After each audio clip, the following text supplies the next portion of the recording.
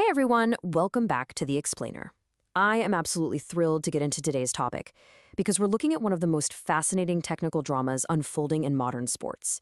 You see, the 2026 Formula One season was supposed to be a completely clean slate, right? A brand new era of regulations designed to guarantee a fair fight across the entire grid. But right before the very first light turns green in 2026, there is a massive technical shadow looming over the sport. What if I told you that the championship might have already been decided? Not on the blistering tarmac of an F1 circuit, but months ago, hidden away in a secret metallurgy lab. Okay, let's dive into this. Right now, behind the scenes, Formula One is essentially at war. But it's a battle being fought not with steering wheels and pedals, but in the incredibly complex fine print of the engineering rulebook.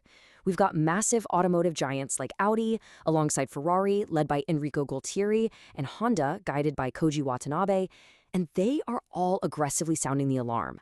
They're pointing fingers directly at Mercedes and Red Bull, accusing them of exploiting a physics-defying loophole to bypass the new engine limits. Basically, they're arguing that the competitive integrity of the championship has already been compromised before a single race has even been run. Moving right along to Section 1, the rules versus the reality. To really understand the crime that's allegedly being committed here, we have to look at the new regulations. These were designed specifically to invite new manufacturers like Audi to a perfectly level playing field.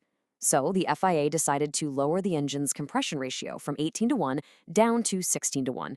But there's a massive glaring contradiction in how this is enforced.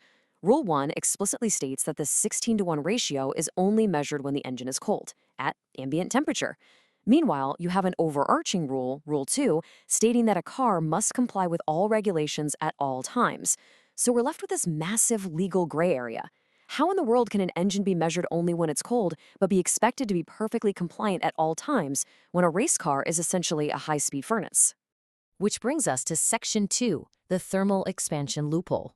Now, you know as well as I do that Formula One engineers are absolute masters at reading the spaces between the words in the rulebook. If the FIA is only going to measure the engine's compression ratio at ambient temperature, then the most innovative teams are for sure going to find a way to exploit that exact wording. The core scientific theory behind these allegations, the alleged weapon of this heist, comes down to basic physics, thermal expansion. It's simply the tendency of matter to change its shape, area, and volume in response to a change in temperature. So the accusation is that Mercedes and Red Bull are utilizing incredibly advanced, cutting-edge metallurgy to purposefully build engine components that drastically expand under the immense heat of an F1 race. Let's walk through exactly how this trick allegedly works, step by step, because it's wild. Step 1. During the mandatory cold lab test by the FIA, sitting at ambient temperature, the engine sits perfectly at that legal 16:1 compression ratio. It gets a total green light. But step 2, once that car is out on the track and the internal combustion engine reaches extreme operating temperatures, those advanced metal components begin to physically expand. Which leads us to step 3, actual race conditions. Because the metal has expanded, the volume inside the cylinder shifts, effectively raising the compression ratio right back up to the old, technically illegal 18:1 ratio. And the crazy part? When the race ends and the car cools down, the metal shrinks, and the evidence theoretically just vanishes into thin air. So why go through all this incredibly complex engineering trouble just for a loophole? Well, because of this number, 15. Reaching that 18:1 compression ratio creates a ghost performance boost that yields an estimated 15 extra horsepower. Now, to the average person on their daily commute, 15 horsepower might not sound like a huge deal, but in Formula One, it equates to nearly half a second per lap. Half a second per lap is an absolute eternity. It is literally the difference between dominating a race from pole position and fighting for scraps back in the midfield. All right, Section 3, the paddock goes to war. With that kind of time advantage on the line, the human drama in the paddock has completely erupted. The complaining teams, Audi, Ferrari, and Honda, are absolutely furious. They've held emergency meetings with the FIA, demanding that internal sensors be mandated immediately to catch this thermal expansion trick in real time while the cars are actually running hot on the track. But the response from the accused has been nothing short of spectacular. Take this quote from Mercedes team principal Toto Wolff. When asked about the complaints from rivals, he didn't mince words at all, bluntly telling them to get your shit together.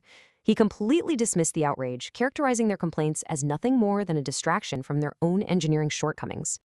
And immediately mirroring that sentiment, we have Red Bull Racing Team principal Christian Horner. He defended his team's engine development by simply calling it pushing the envelope.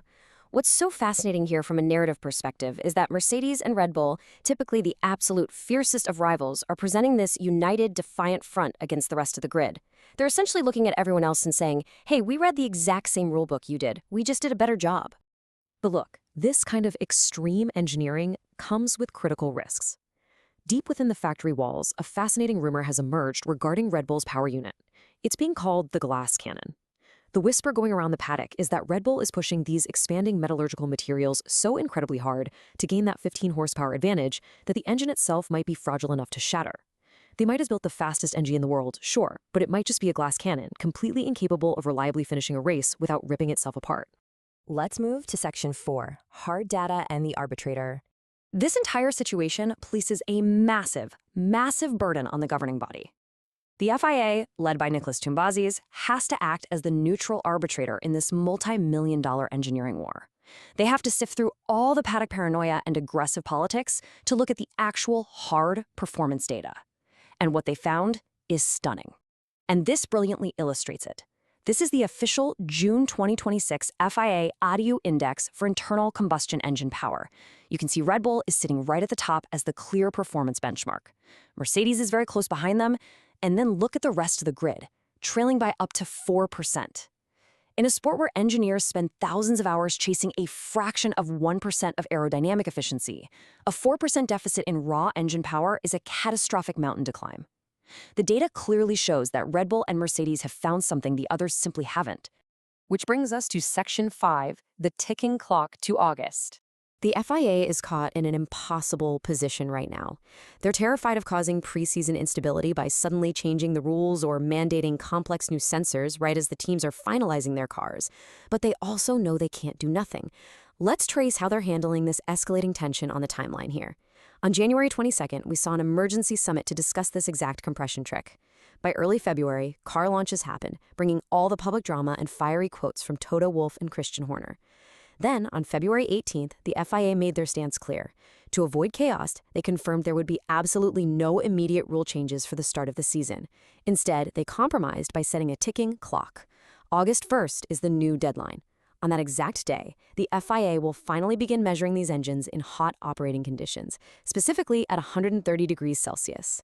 Now, why does this specific timeline matter so much to you as a viewer and fan of the sport? Because of the 2027 threat. In modern Formula One, engine designs are homologated, meaning once the design is locked in, development is strictly frozen for years to save costs. If the FIA waits until August to truly test these engines under heat, half the season is already gone. An uncorrected loophole now means a massive performance advantage gets legally baked in. This could completely ruin the competitive integrity of this entire new era of F1, stretching all the way to 2027 and beyond. Which leaves us with this final, lingering thought to close out today's explainer. Is a loophole still legal if literally everyone knows it exists? The FIA has clearly chosen short-term stability over immediate intervention, but we really have to ask ourselves, are Mercedes and Red Bull guilty of a coordinated heist of the regulations, or is this simply sheer, undeniable engineering genius? The truth is going to be measured in degrees, and that August 1st deadline is approaching fast. I highly recommend you subscribe to follow along with this explainer series because we are going to be breaking down exactly what happens when those engines are finally put to the heat test. Thank you so much for learning with me today, and I'll see you in the next one.